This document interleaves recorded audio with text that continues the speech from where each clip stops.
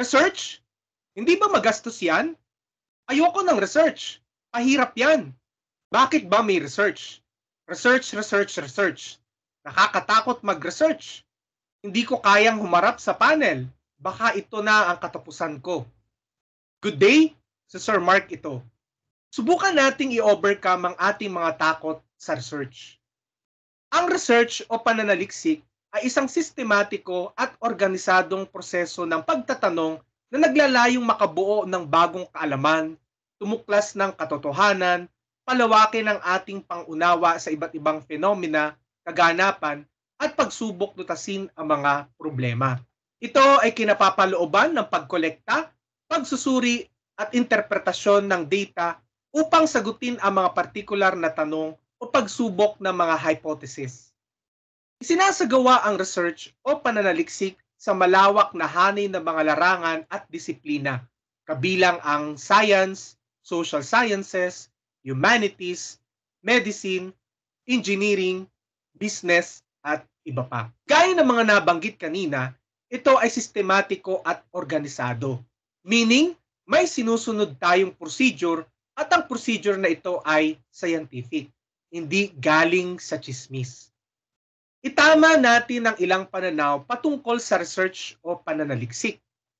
Research is not always about science or mathematics. Maliban sa siyensya, sinasaklaw ng pananaliksik ang iba't ibang disiplina, kabilang ang social sciences, humanities, arts, engineering, at business. Ang pananaliksik ay isang proseso na ginagamit upang makakuha ng kalaman sa iba't ibang larangan, habang ang quantitative research ay nagsasangkot ng mga numero at statistika. Ang qualitative naman na pananaliksik ay nakatuon sa pag-unawa sa mga pag-uugali, saloobin at karanasan sa pamamagitan ng mga panayam, obserbasyon at pagsusuri sa teksto. Sinasaklaw ng pananaliksik ang parehong quantitative at qualitative approach. Research is not always complex. Ang pananaliksik ay maaaring mula sa mga simpleng survey at obserbasyon hanggang sa mga komplikadong eksperimento at pagmomodelo. Hindi ito palagi ang nangangailangan ng mga advanced na kasanayan sa matematika o teknikal. Ang simpleng pananaliksik ay maaaring maging mahalaga at epektibo. Research is not always expensive. Habang ang ilang mga proyekto sa pananaliksik ay nangailangan ng malaking pondo, hindi lahat ng pananaliksik ay magastos. Maraming aktibidad sa pananaliksik ang maaaring isagawa ng may limitadong mga mapagkukunan, lalo na sa pagkakaroon ng open access na data at mga tool. Research is not always for academics. Ang pananaliksik ay hindi eksklusibo sa akademya. Ginagamit ito sa iba't ibang propesyon at industriya. Ang mga negosyo ay nagsasagawa ng pananaliksik sa merkado. Ang mga profesional sa pangangalagang pangkalusugan ay nakikibahagi sa klinikal na pananaliksik at ang mga gumagawa ng patakaran ay umaasa sa pananaliksik para sa paggawa ng desisyon. Research is not always objective. Habang ang mga pananaliksik ay nagsusumikap para sa objectivity, ang mga personal na bias ay maaari pa ring makaimpluwensya sa pananaliksik, ngunit ito ay pinagsusumikapan na manatili sa objectivity. Maaaring may sarili mga pananaw ang mga mananaliksik at mahalagang kilalanin ang mga potensyal na bias at sikaping mabawasan ang mga ito. Research is not always time-consuming. Maaaring magtagal ang pananaliksik, ngunit hindi ito palagi ang kinakailangan. Research is not always time-consuming. Maaaring magtagal ang pananaliksik, ngunit hindi ito palaging kinakailangan. Ang ilang mga proyekto sa pananaliksik ay maaaring makompleto ng medyo mabilis, habang ang iba ay maaaring tumagal ng mga taon. Ang timeline ay nakasalalay sa saklaw at pagiging komplikado ng pananaliksik. May mga pagkakataon na kapag umuupo tayo sa panel, may mga mag-aaral talaga na gusto nilang komplikadong pag-aaral. Sinusubukan namin na ito'y pasimplihin, ngunit may mga pagkakataon na naninindigan sila na gusto nila malaki ang saklaw ng kanilang pananaliksik. Tukuyin naman natin ang kahalagahan ng research o pananaliksik. Academic at scientific progress. Ang pananaliksik ay ang backbone ng akademiko at sayantipikong pag-unlad. Ito ay mahalaga para sa pagbuo ng mga teorya, akademikong disiplina at larangan ng pag-aaral. Advancement of knowledge. Ang pananaliksik ay nakakatulong sa paglago ng kaalaman ng tao sa pamamagitan ng pagtuklas ng mga bagong katotohanan, teorya at mga pananaw. Pinapalawak nito ang ating pangunawa sa mundo at tinutulungan tayo magkaroon ng kahulugan sa mga komplikadong phenomena. Decision making. Ang pananaliksik ay nagbibigay ng impormasyon at data na kailangan para sa matalinong paggawa ng desisyon. Tinutulungan nito ang mga individual, organisasyon at mga gumagawa ng patakaran tungo sa mas mahusay na mga pagpipilian. Economic growth. Ang pananaliksik ay nagtutulak sa paglago ng ekonomiya sa pamamagitan ng pagpapaunlad ng pagbabago, paglikha ng mga bagong industriya, at pagpapabuti ng products and services. Validation at verification. Tumutulong ang pananaliksik na patunayan o i-verify ang umiiral ng kaalaman at mga claim. Tinitiyak nito na ang mga ideya at teorya ay batay sa maaasahang ebidensya. Understanding phenomena.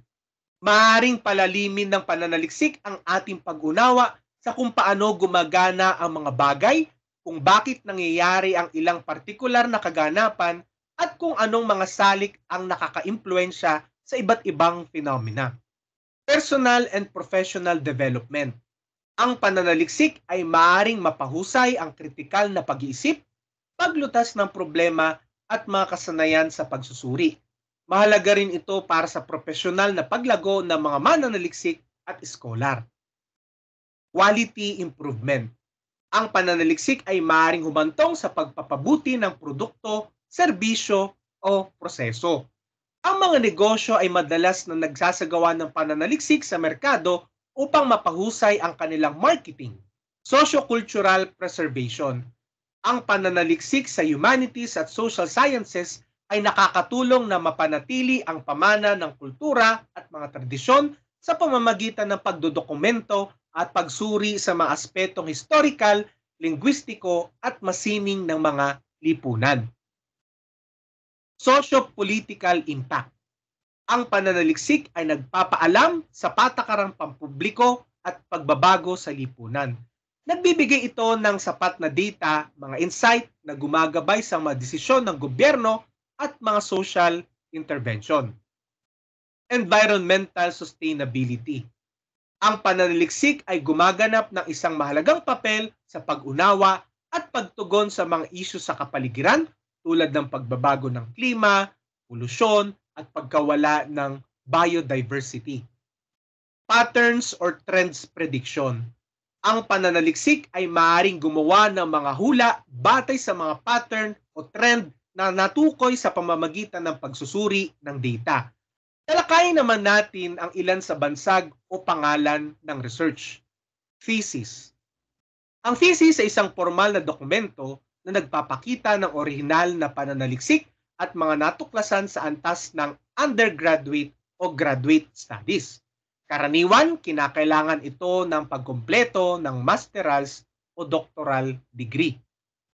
Dissertation. Ang isang disertasyon ay katulad ng isang thesis ngunit karaniwang mas mahaba at mas malalim. Kalimitan, sa konteksto ng Pilipinas, ito ay output-oriented. Kailangan may output na magbumula sa ikakandak na study. Ito ay isang komprehensibong proyekto ng pananaliksik na kinakailangan para sa pagkumpleto ng isang doctoral degree, PhD o EDD. Research project. Ang research project ay isang malawak na termino na maaaring tumukoy sa anumang organisadong pagsisikap sa pananaliksik. Ito man ay isang panandaliang proyekto para sa isang klase, isang independenteng pag-aaral, o isang mas malaking inisyatiba sa pananaliksik. Term paper. Ang term paper ay research paper na karaniwang nakatalaga sa katapusan ng isang termino o semester bilang isang paraan para ipakita ng mga estudyante o mag-aaral ang kanilang pag-unawa sa material ng kurso. Maaaring kabilang sa mga ito ang orihinal na pananaliksik o synthesis ng mga umiiral na pananaliksik. Case study. Ang isang case study ay nagsasangkot ng malalim na pagsasaliksik at pagsusuri ng isang partikular na kaso o halimbawa na kadalasang ginagamit sa mga agham panglipunan, negosyo at medikal na larangan. Maaari tayong nakararamdam ng takot sa research o pananaliksik dahil ito ay structured in nature. Kinakailangan ng critical analysis, statistical analysis ng data, angkop na tools at iba pa. Subalit, sa gabay ng ating mga guro, panel members at iba pang more knowledgeable others, mapagtatagumpayan natin ito.